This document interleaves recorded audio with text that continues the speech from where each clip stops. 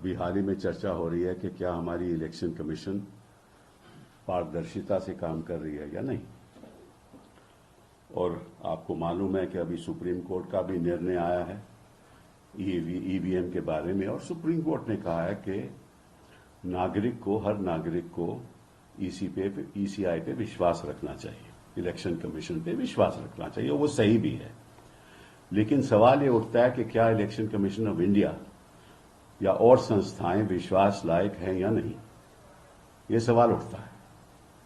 अभी क्या हो रहा है कि पहले चरण के बाद जो नतीजे इलेक्शन कमीशन की वेबसाइट पे आए हैं कि कितनी परसेंटेज वोट हुई, वो 11 दिन के बाद आए हैं, और केवल इतना ही आया कि इतनी परसेंटेज वोट हुई। कितने वोट पड़े हैं वो वेबसाइट पे नहीं दिखाया गया।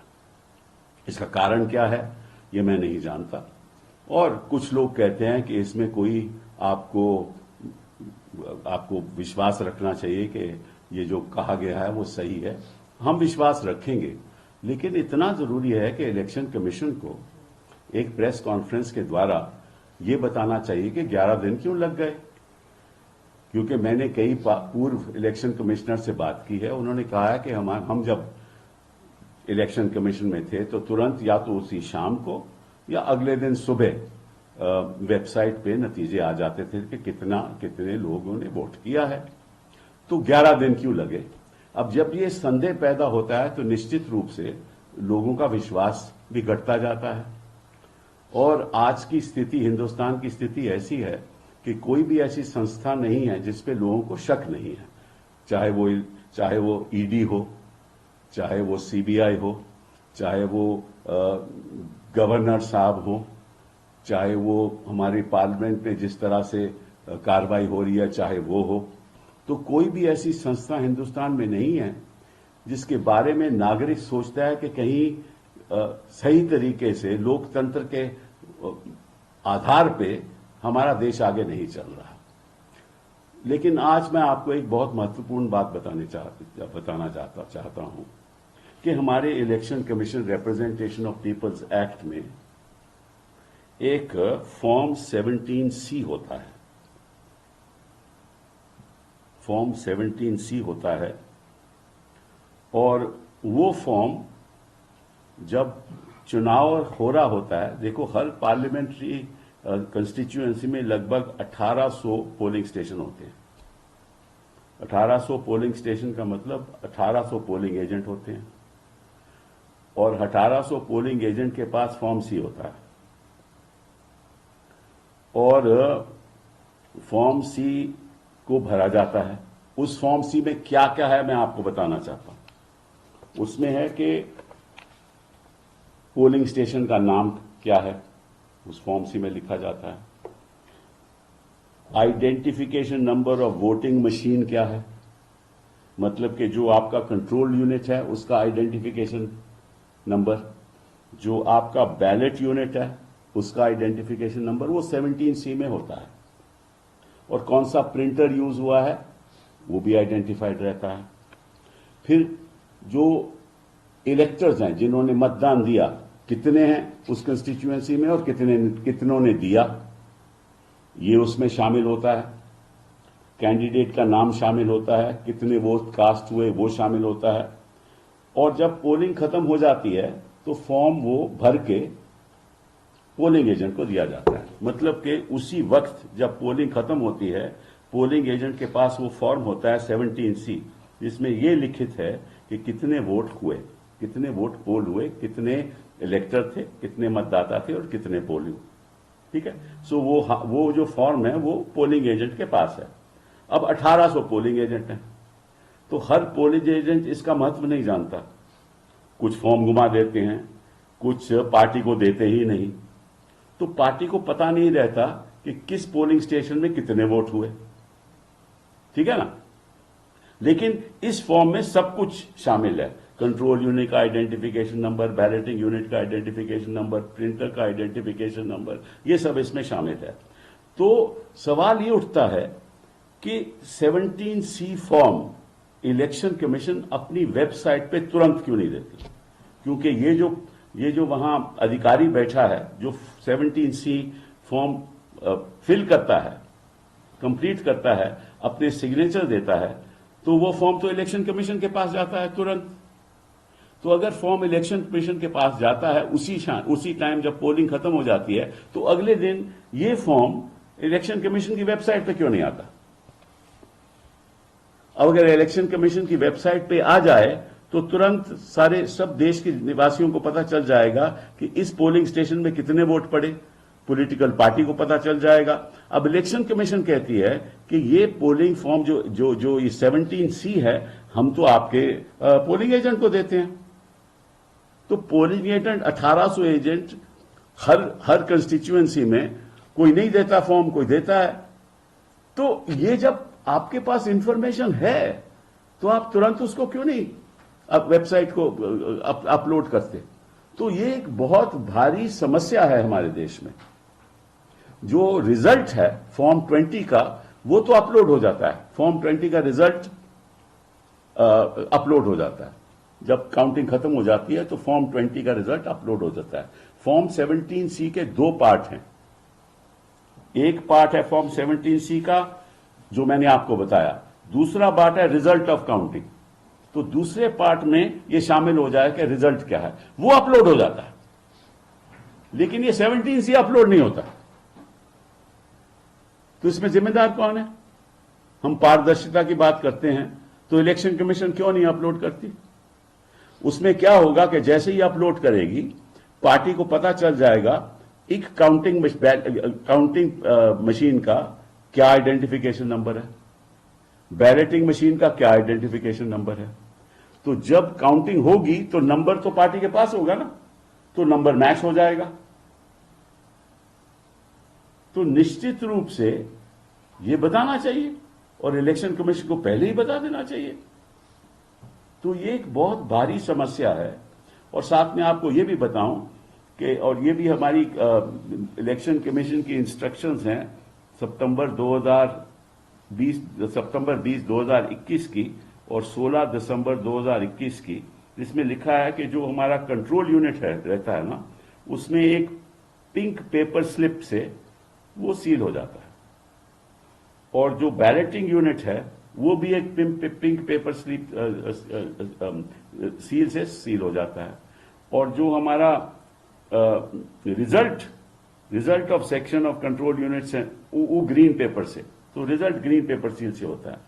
तो सील लगाई जाती है, 17C फॉर्म दिया जाता है, वो अपलोड नहीं होता, 11 दिन बीत जाते हैं और फिर कहते हैं कि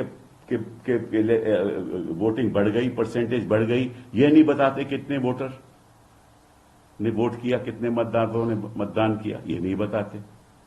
तो जब ये संदेह पैदा होंगे तो निश्चित रूप से विश्वास उठेगा। पहले चरण में 11 दिन के बाद, दूसरे चरण में 4 दिन के बाद।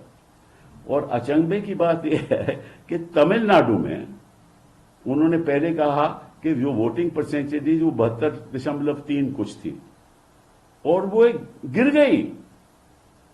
जब रिजल्ट हुआ तो कहा कि 69.4% रह गई।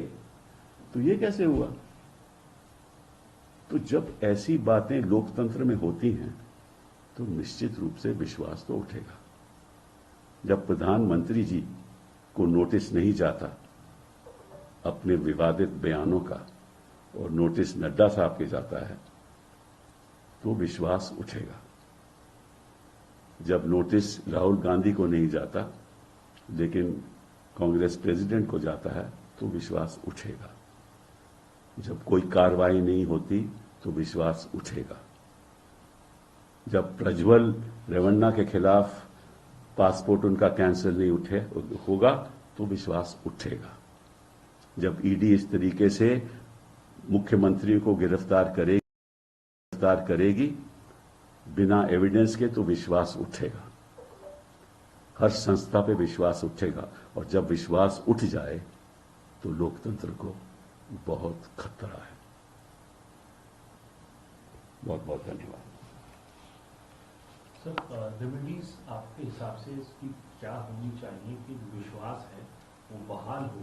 क्या क्या स्टेप्स इमीडिएटली लेने की जरूरत है जो आप डिमांड करें? नहीं, see, the point is, and it's very simple, and I've already explained it.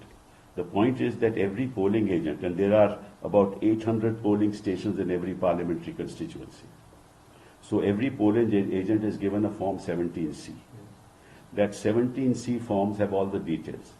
It has the detail of the ballot unit identification number, the counting unit identification number, the printer's identification number, and the number of electors in the constituency, and at the end of the day when the polls are cast, the number of votes that have been cast. All that is included in the form, and that at the end of the day is given to each polling agent. Now, whether that polling agent gives it to the party or not, that's something, because the polling agents are sometimes not aware of the importance of this form. But the presiding officer at the polling station has this form, and he has filled it up and he has signed it. Now that form, which is signed by the presiding officer saying the number of electors who have voted, is uploaded to the Election Commission of India on their website. That uploading of the form is not uploaded for the public. The public never knows about that form, because the Election Commission says, but the polling agent has that form. But why should they keep it to themselves? So, and that can be done at the end of the day. It doesn't require 11 days. Why should this information be given after 11 days as to what is the percentage of voting, when you don't even tell the people of India how many electors voted? So this is a very serious situation.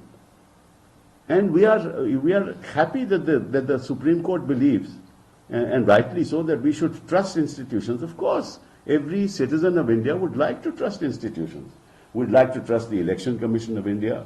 We'd like to trust the governors when performing their functions. We'll try to trust the Prime Minister when he says कि भाई आपका मंगल सूत्र घुसपैठियों को दिया जाएगा, आपका सोना घुसपैठियों को दिया जाएगा, that the gold will be given to infiltrators. Right? We'd like to believe what he is saying is true. We'd like to believe we'd like to have trust in the ED, in the manner in which it is conducting itself. We'd like to have trust in the CBI. We'd like to have trust in all institutions in this country. We also believe that courts also would like to deal with everybody in a fair manner, and all of us would like to trust the court, of course, no doubt about it. But the fact of the matter is that what is happening in our country is that the ordinary citizen is losing trust. Now, every control unit is sealed by a pink seal. Every balloting unit is also sealed by a pink seal. Right? So all this information is already with the Commission. So when the counting takes place, we know the balloting unit number, we know the counting unit number. Therefore, you can match it to ensure that there is no substitution. Get the point? Because the seal will be there. And the seal will be, as you know, it will involve the polling agent. So nobody then can substitute it. So these are very simple things that the Election Commission should do. But if you wait for 11 days, and then pronounce only the amount of the percentage of voting, I am shocked that why the number of electors who voted is not this. Therefore, it's very simple. This information is already with the Commission. Why should it wait 11 days? It should be uploaded the next day on the website. Since the next phase is in another 6 days, will you be approaching Election Commission? I would request all the political parties in India to approach the Election Commission in the light of what I have said, to ensure that in the next round, this data, which I have mentioned to all of you, should be displayed on that evening or the next morning. And I have had a discussion with other election commissioners, and they have said that in our time, we used to upload it latest by the next morning. तो मैं चाहूंगा कि सभी राजनीतिक दल चुनाव आयोग के पास जाएं और आग्रह करें कि अगले चरण में उसी दिन शाम को, जब आपके पास सारा डेटा आपका है 17C के फॉर्म में, उसी को दिन अब शाम को अपलोड होना चाहिए, अगले दिन सुबह तक होना चाहिए. और मैंने कई इलेक्शन कमिश्नर से बात किया, उन्होंने कहा कि हमारे टाइम में ऐसा होता था, तो आज 11 दिन क्यों, और परसेंटेज क्यों, केवल परसेंटेज क्यों. तो मैं चाहूंगा कि सारे राजनीतिक दल इकट्ठा होकर जाएं, और अगर इलेक्शन कमीशन नहीं मानता तो हमें तुरंत सुप्रीम कोर्ट में याचिका डालनी चाहिए कि आप पारदर्शिता, आप खुद कहते हो कि विश्वास होना चाहिए, तो विश्वास करवाइए, हर नागरिक का विश्वास आप करवाइए प्लीज.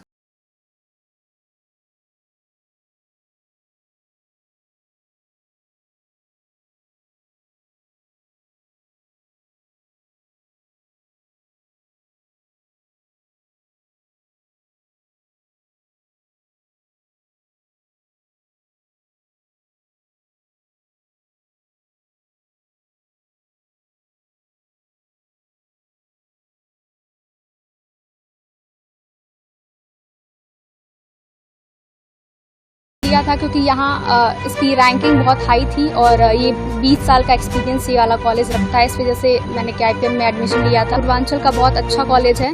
KIPM, गीडा गोरखपुर।